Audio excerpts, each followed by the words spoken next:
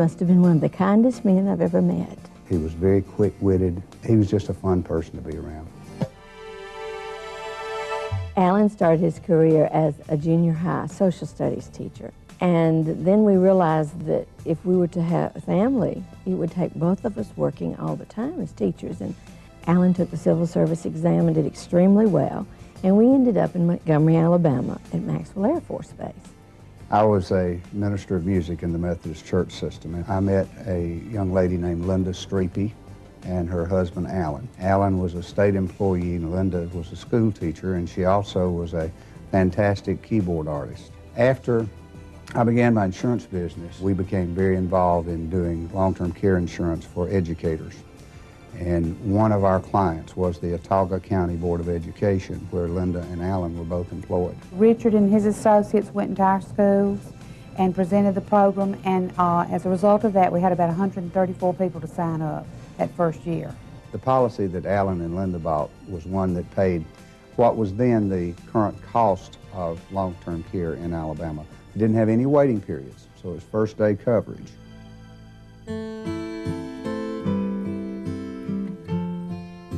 I first started noticing that Alan had a problem when I would ask him to go upstairs and get something for me.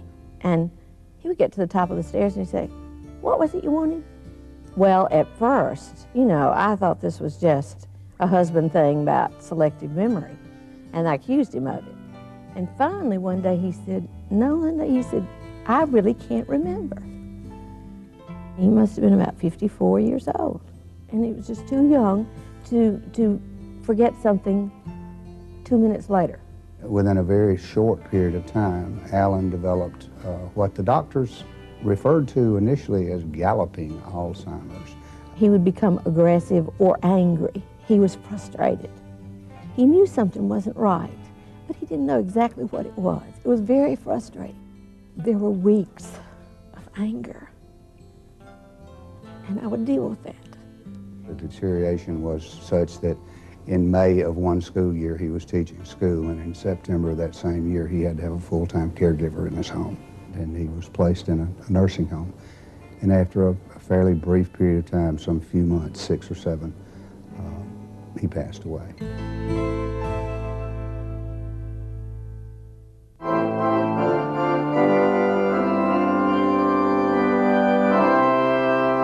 The long-term care health insurance had paid for the caregiver, and when he went into the nursing home, and it started from the first day. 1 out of 2 people over 65 will have to have long-term care of some kind.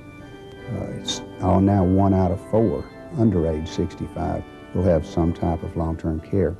If they're not insured, they're going to spend their assets. If I had not had this help, I have no idea what I would have done.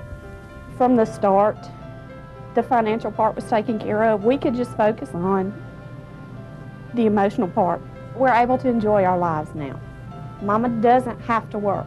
She can choose to retire, which she did. Now she works doing what she wants to do. There would have been no way that Linda could have retired early as she has, or been able to enjoy her grandchildren, had those funds not been available through the long-term care insurance policy. It's a wonderful feeling to know that we were able to help even one of our employees, but I think in the long term it will help a lot of people. You have to prepare for these kind of things.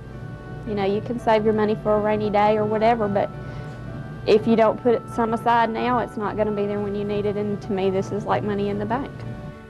I think Alan is very pleased with the insurance and how things turned out for me.